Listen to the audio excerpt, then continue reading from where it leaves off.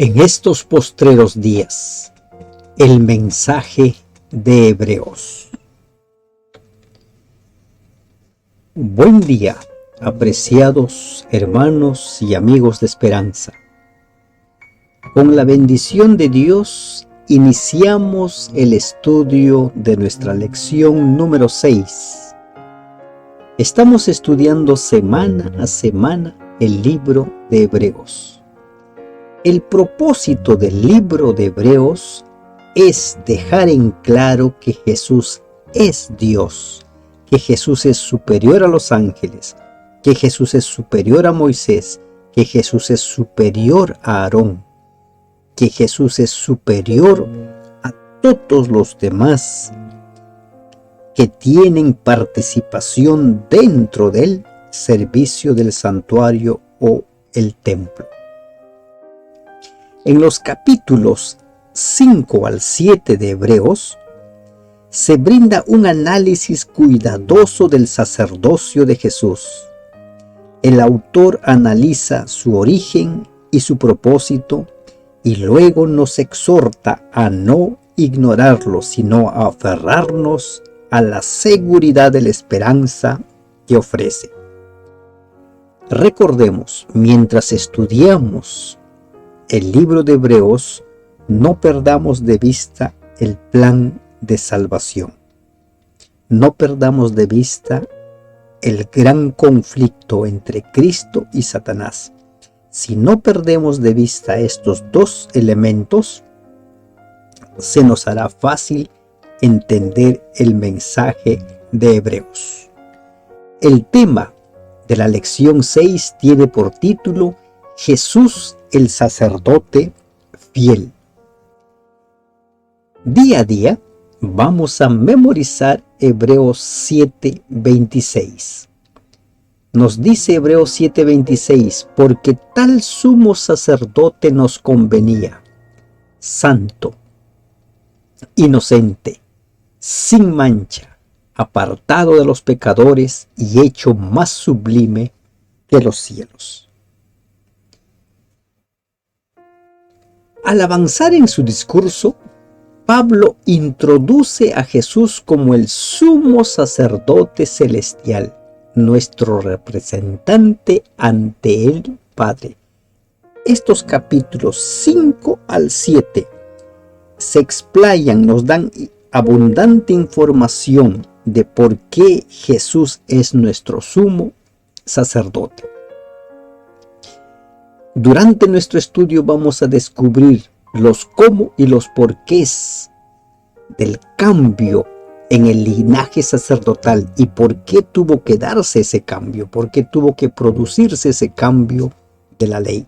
Recordemos que dentro del servicio del santuario los únicos que podían oficiar eran los descendientes de Leví, específicamente de la línea de Aarón, y más específicamente aún de la línea de Eleazar. Bien, ingresemos al estudio de nuestra lección Jesús el sacerdote fiel. Mediador misericordioso. ¿Qué es lo que sucede? ¿Por qué necesitamos un mediador? Isaías 59:2 dice, pero vuestras iniquidades han hecho división entre vosotros y vuestro Dios, y vuestros pecados han hecho ocultar de vosotros su rostro para no oír.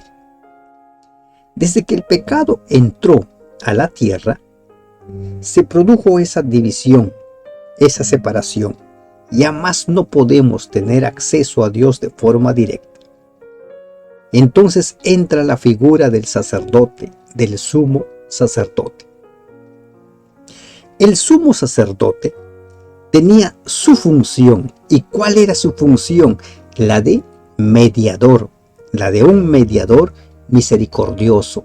Leemos nosotros en el libro de Hebreos capítulo 5, versículos del 1 al 10, todas las características de este sumo sacerdote. Una de las labores del sumo sacerdote o de los sacerdotes era de mediar entre Dios y los hombres, o entre los hombres y Dios. Dice Hebreos 5:1, porque todo sumo sacerdote tomado de entre los hombres es constituido a favor de los hombres en lo que a Dios se refiere, para que presente ofrendas y sacrificios por los pecados. Ofrendas y sacrificios por los pecados. ¿De quién? Del pueblo. ¿De quién? De las personas. Y además, según el versículo 2, el sumo sacerdote debía ser uno de nosotros. ¿Por qué? Para que se muestre paciente con los ignorantes y extraviados, puesto que él también está rodeado de debilidad. Los sacerdotes elegidos dentro de la línea de Leví eran débiles y por lo cual también debían ofrecer sacrificios por ellos. Pero entra la figura de Jesús. Jesús no era pecador. No era pecador, pero al tomar nuestra naturaleza fue perfeccionado por la obediencia y el sufrimiento. Leemos en Hebreos 5, 7 y 8. Y Cristo en los días de su carne, ofreciendo ruegos y súplicas con gran clamor y lágrimas al que le podía librar de la muerte, fue oído a causa de su temor reverente, y aunque era hijo, por lo que padeció, aprendió la obediencia. Les dije al principio, estudiemos esta carta a la luz del plan de salvación. Este sumo sacerdote tenía que ser uno de nosotros para entendernos, para comprendernos. Y por lo tanto, cuando Jesús decide ser nuestro sumo sacerdote, tenía que tomar nuestra naturaleza, ser como uno de nosotros, y él aprendió, según el versículo 8, aprendió obediencia. Su obediencia, su sufrimiento y su vida perfecta es lo que lo calificaron para ser constituido sacerdote, mediador misericordioso entre Dios y nosotros. Mediador, un sacerdote que nos representa, un sacerdote que es como uno de nosotros. ¿Por qué como uno de nosotros? Porque Él, cuando Jesús se encarnó, tomó nuestra naturaleza. Vivió como un ser humano, como uno de nosotros. Fue tentado en todo, con la posibilidad de pecar. Y por eso es que nos entiende, y por eso es que ningún ser humano va a ser tentado más allá de sus fuerzas, o ningún ser humano va a ser tentado de tal forma que Jesús no haya sido tentado. Jesús es nuestro mediador misericordioso. Jesús, el sacerdote fiel, también proviene de un linaje, del orden de Melquisedec. Leemos en Hebreos 5:10, y fue declarado por Dios sumo sacerdote según el orden de Melquisedec. La figura de Melquisedec aparece por primera vez en el libro de Génesis. Génesis capítulo 14, versículo 18 al 20. Nos narra la siguiente historia. ¿Qué había sucedido? 5 reyes por un lado y 5 reyes por otro. En un bando estaba Kedorlaomer y sus aliados. Dentro de sus aliados también estaba Amrafel, rey de Sinar, que algunos consideran que era Hammurabi, ¿no? Un rey muy famoso. Y por el otro lado estaban los reyes de Sodoma y Gomorra y sus aliados. Tras enfrentarse ellos, el grupo de los 5 reyes, comandado por Kedorlaomer y sus aliados, derrotaron a los reyes de Sodoma y Gomorra y sus aliados. Entonces ellos llevaron todos los despojos, todas las riquezas, pero también se llevaron a Lot. Al llegar esta noticia a oídos de Abraham, Abraham armó un ejército de 318 soldados. ¿Y quiénes eran estos soldados? La gente que vivía con él, los siervos de Abraham. Y con la guía de Dios, con el Dios de los ejércitos de su lado, Abraham logra derrotar a este ejército. Un ejército poderosísimo, 5 reyes, recordemos.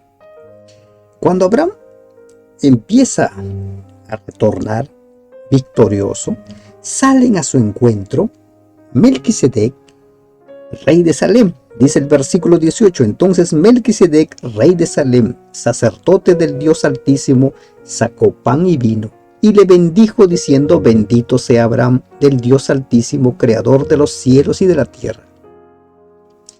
Y bendito sea el Dios Altísimo que entregó tus enemigos en tu mano. Y esta última parte es clave para poder entender el tema que estamos tocando. Y le dio a Abraham los diezmos de todo. Y le dio a Abraham los diezmos de todo. Hebreos dice que Jesús es sumo sacerdote según el orden de Melquisedec. Cuando Abraham le entrega los diezmos de todo a Melquisedec, él reconoce que este sacerdote es mayor que él, es superior a él. Y por ende, al Abraham reconocer que Melquisedec es un sacerdote mayor que él, está dejando implícito que es superior a todo el sacerdocio levítico porque viene de su línea de descendencia. Y es por esta razón que el orden de Melquisedec es superior al orden arónico. Pero lamentablemente, Hebreos capítulo 7, versículos 1 al 3, ha sido malinterpretado por algunos enseñando que Melquisedec era Dios mismo ejerciendo el sacerdocio. Pero aquí tenemos muchos problemas. En el acto de que Melquisedec va donde Abraham le ofrece pan y vino, y también va con él el rey de Sodoma, es evidencia clara de que era un rey de carne y hueso como nosotros. Era rey de Salem, que posteriormente sería Jerusalén. ¿Y qué es lo que hace? El autor de Hebreos usa el silencio de las Escrituras con respecto al nacimiento, la muerte y la genealogía de Melquisedec para constituir una tipología, un símbolo del ministerio sacerdotal de Jesús. Por ese silencio que se guarda. Pero además, ¿por qué? Porque Melquisedec era mayor que Abraham. Ese orden de sacerdocio era mayor. Y a este orden es que pertenece Jesús. Melquisedec es semejante al Hijo de Dios. Dice el versículo 3 de Hebreos 7. Jesús es rey y sacerdote, es eterno, sin principio de días ni fin de vida. Pero Jesús no fue sucesor de Melquisedec, sino que su sacerdocio fue similar al suyo. Melquisedec fue mayor que Abraham, y de allí es que viene que el orden al cual Jesús pertenece como sacerdote es al orden de Melquisedec. ¿Por qué? Otro elemento que no hay que perder de vista. Hebreos se escribe para responder a los cuestionamientos, a la tergiversación del Evangelio que estaban haciendo los judaizantes en su tiempo. A estos judaizantes que negaban la divinidad de Jesús, a estos judaizantes que habían establecido que hay que continuar con la circuncisión, hay que continuar sacrificando animales. Para refutar esta posición se escribe este libro. Entonces queda evidente de que el orden al cual pertenece este sumo sacerdote de Jesús es superior al arónico.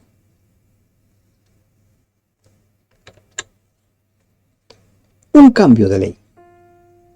Para que Jesús sea sumo sacerdote, se necesitaba un cambio de ley. ¿Por qué?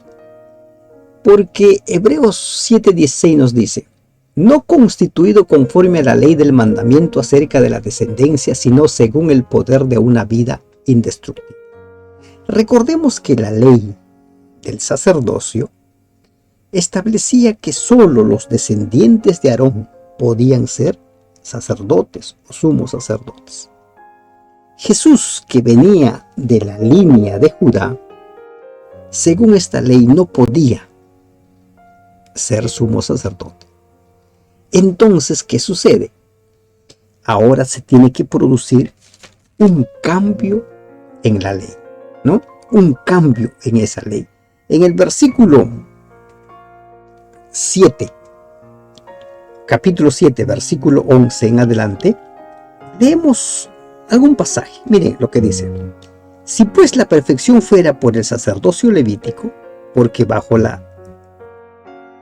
él recibió el pueblo la ley, ¿qué necesidad habría aún de que se levantase otro sacerdote según el orden de Melquisedec, y que no fuese llamado según el orden de Aarón?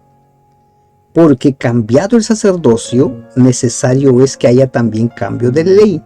Aquel de quien se dice esto es de otra tribu, de la cual nadie sirvió al altar. Entonces se necesita un cambio de ley. Un cambio, pero de ley sacerdotal. No estamos hablando aquí de cambio de los 10 mandamientos, por si acaso hay que dejar en claro eso. Se está hablando de el cambio de la ley sacerdotal que estipulaba que para ser sacerdote hay que venir del linaje de Aarón. Pero Jesús no era. Ese cambio de ley se produce no porque el hombre así lo quiso, sino porque Dios así lo estableció. Por esta razón, ¿no?, es que ahora Jesús puede ser sumo sacerdote. ¿Y por qué se hace ese cambio? Porque los descendientes de Aarón tenían un tiempo de vida. Y por más buenos sacerdotes que fueran, morían. No, morían. Eran sacerdotes humanos con limitaciones. Y en los tiempos de Jesús ya tenemos mucha información acerca de lo corrupto que se había vuelto el sistema.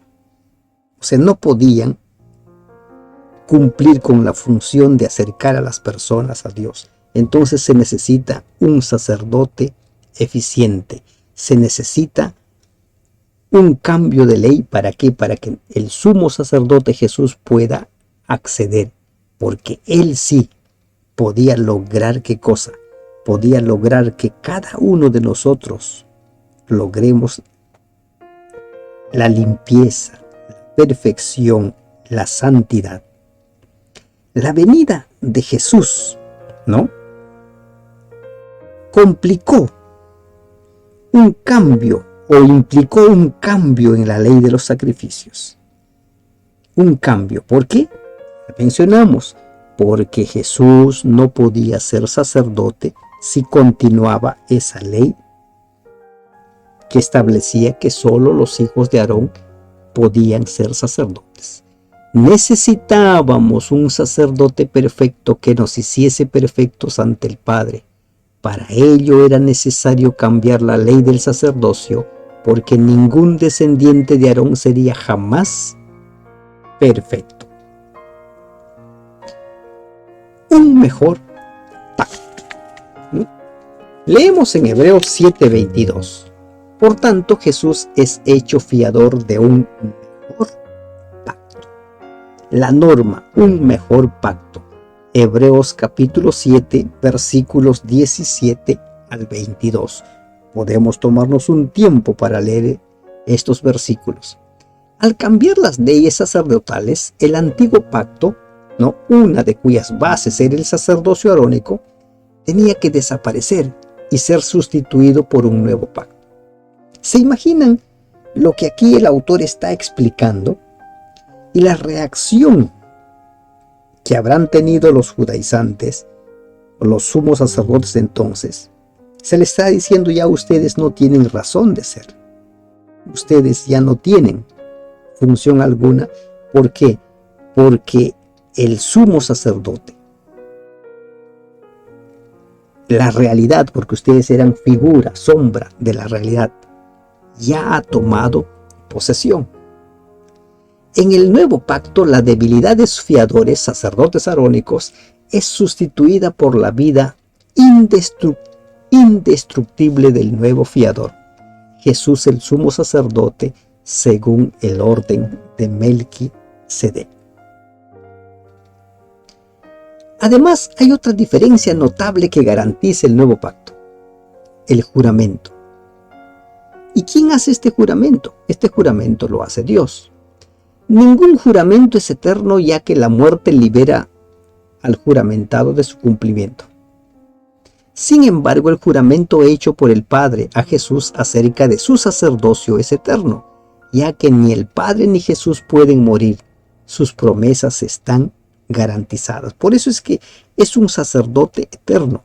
Aarón murió, Eleazar murió, y todos sus descendientes fueron muriendo.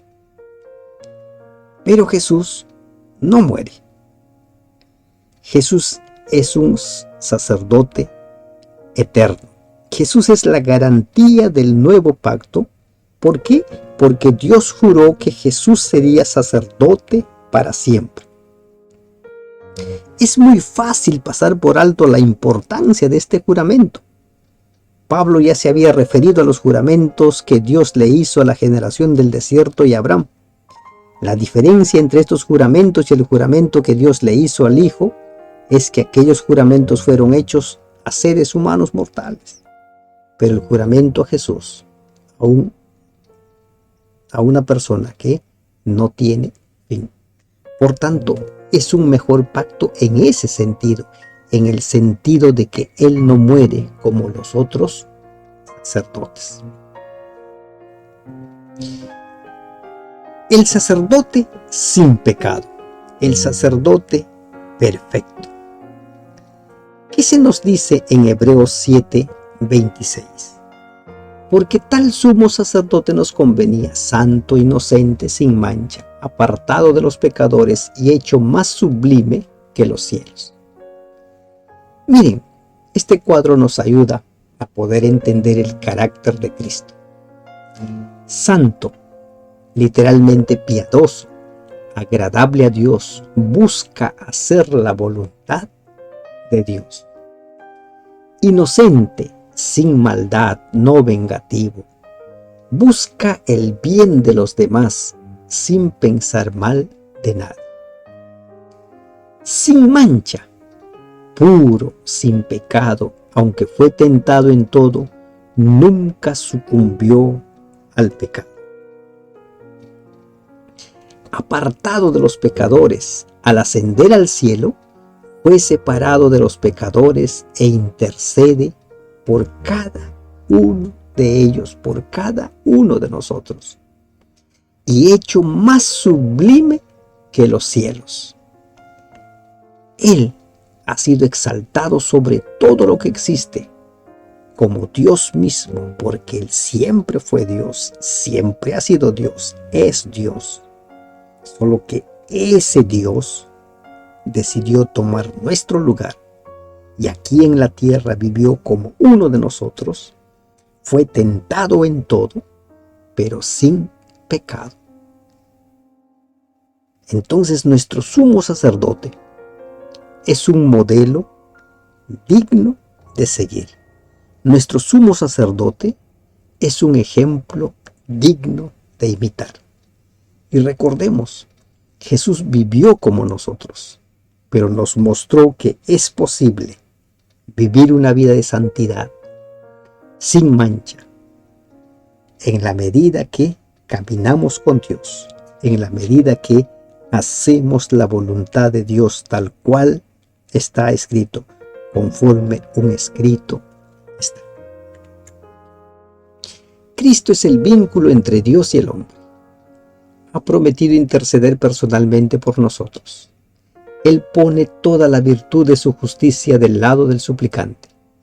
Al allegarnos a Dios en sus virtudes los méritos del Redentor, Cristo nos acerca a su lado, abrazándonos con su brazo humano, mientras que con su brazo divino se hace del trono del infinito.